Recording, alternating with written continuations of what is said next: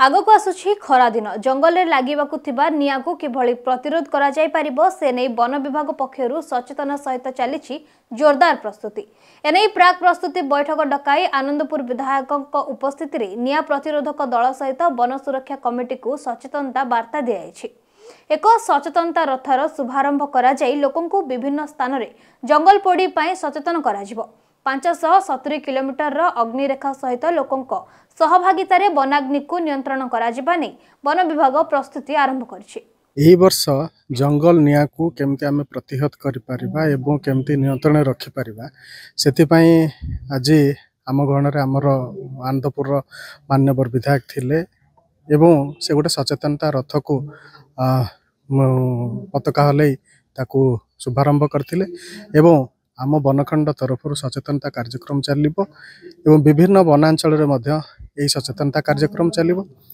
ए वर्ष आमर सबुठु बड़ फोकस रहुछि आमे केमती जंगल निया को लोकंक सहभागिता रे केमती जंगल निया को आमे रोकी पारिबो तेनु सेति पई एही सब कार्यक्रम चलिछि।